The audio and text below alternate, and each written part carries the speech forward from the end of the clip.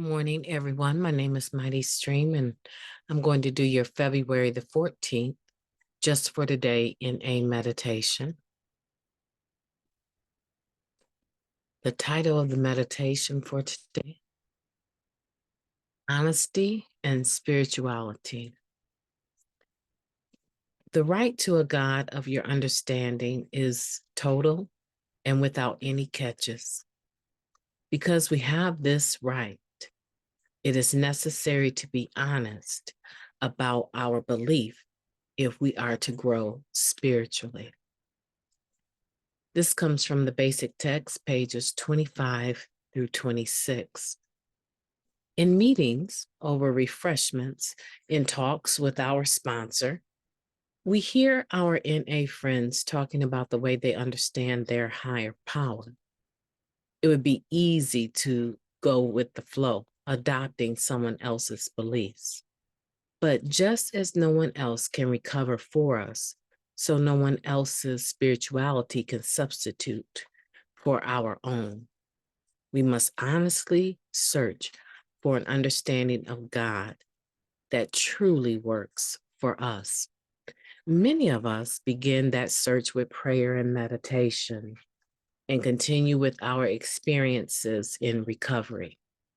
Have there been instances where we have been given power beyond our own to face life's challenges? When we have quietly sought direction in times of trouble, have we found it? What kind of power do we believe has guided and strengthened us? What kind of power do we seek? With the answers of these questions, we will understand our higher power well enough to feel safe and confident about asking it to care for our will and lives. A borrowed understanding of God may do for a short haul, but in the long haul, we must come to our own understanding of our higher power. Let me repeat that. A borrowed understanding of God may do on a short haul, but in the long run, we must come to our own understanding of a higher power, for it is that power which will carry us through our recovery. Just for today, I seek a power greater than myself that can help me grow spiritually. Today, I will examine my beliefs honestly and come to my own understanding of God. Let's take a moment of silence, followed by the we version of the Serenity Prayer. Moment of silence now, please. Thank you. God, grant us the serenity to accept the things that we cannot change, the courage to change the things that we can, and the wisdom to know the difference. Just for today, please and thank you. What a beautiful meditation for February the 14th, talking about honesty and spirituality. This one quote here, the right to a God of your understanding is total and without any catches. Because we have this right, it is necessary to be honest about our belief if we are to grow spiritually. This particular meditation, this particular quote helped me beyond imagination.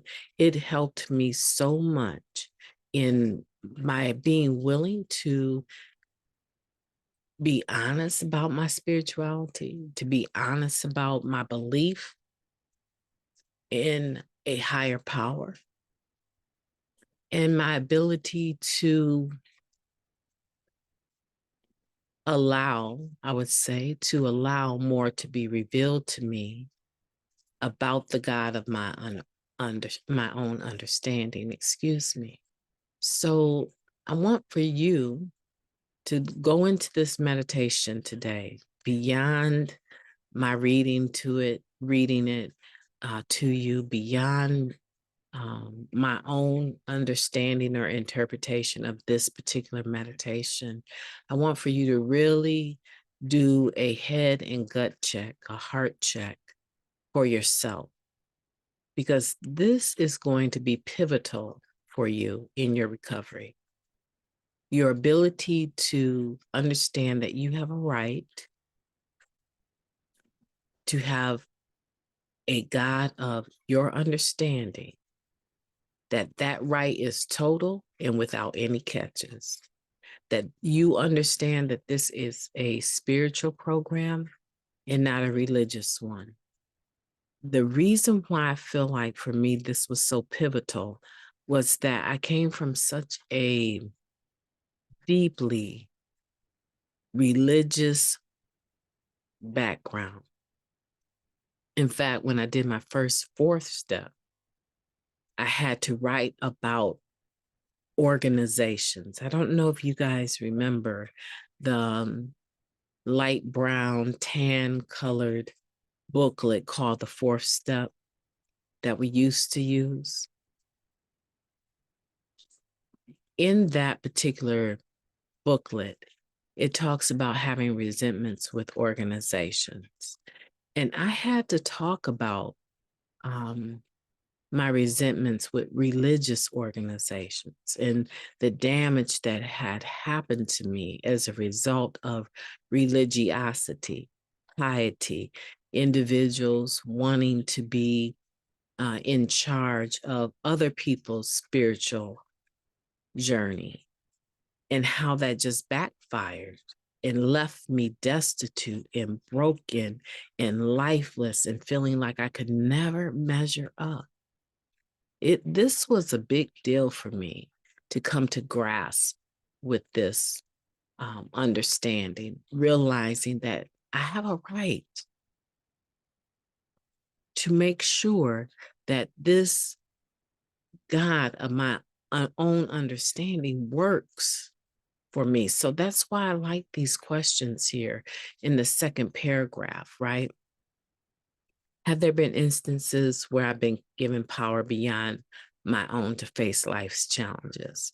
I had to check that box. Yes, absolutely. And I could enumerate them even today, where I was able to do things that were not of my own strength. And it was obvious. I didn't have to guess about it. My mindset was already that I am not going to be able to do this. And all of a sudden, I found myself on the other side of the experience, having done it and having been improved, increased as a result of going through it and coming out on the other side. The other question, when I've quietly sought, so in other words, when I've prayed for direction in times of trouble, have I found it? And the interesting thing about me is that my prayers were never audible. They were quiet prayers. And today you probably would laugh, but I wasn't the type of person that would do a podcast, that's for sure.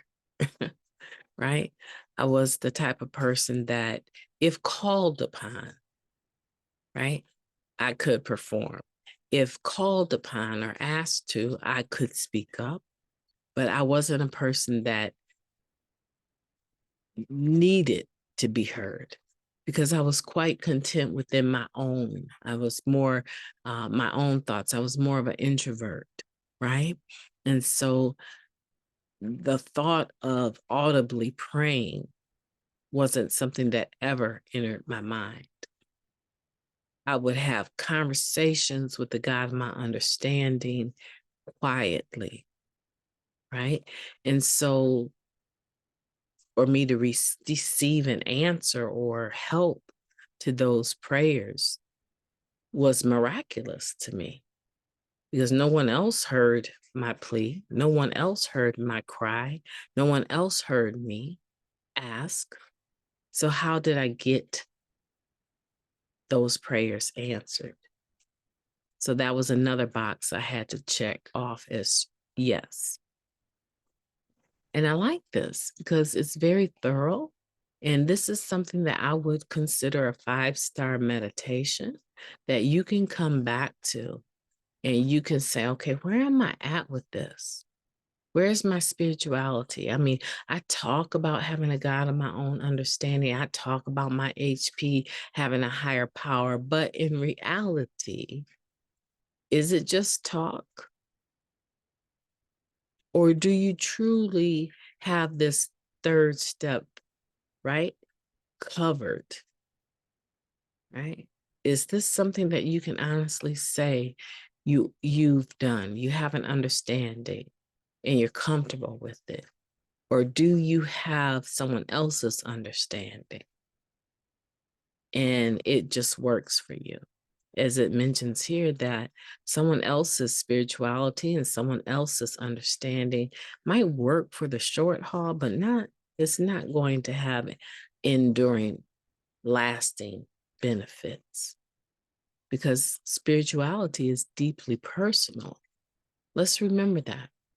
Spirituality is deeply personal. So wherever you are, whatever you're doing, you've come to this point in place of your spiritual journey, your recovery, let's say your recovery, right? Because of your choices, because of your lack of spirituality, your inability to apply spiritual principles in all of your affairs. I mean, if we're looking at it for face value, where we are today may have something to do with other people, but 9 times out of 10, where we're standing today is a direct result of our own choices. And in many instances, we made poor choices and we're paying for those, right? When I say pain, I mean that everything has a B side, right? If I plant A, I get B, right? If I plant bad behavior, the flip side of that is the consequences or the wreckage of my past, the B side, right? So everyone has that.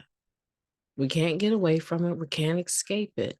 And so to look over to another individual and their spirituality and say, I want the God of their understanding, this seems like it's working for them, that might, spur on your curiosity to investigate, how they came about that understanding, why it works for them. But at the end of the day, you're going to have to make the same choice. You're going to have the work right behind you that brings you to where you are with your right to have a God of your understanding. It's total and it's without any catches. And for those of you that still doubt that, the longer you doubt that, the longer you take issue with the word God, the longer you take issue with the term higher power, the term God, the longer you take issue with that, I believe the longer you will postpone the positive benefits that come from this program that is spiritual and is not religious. We have secular meetings.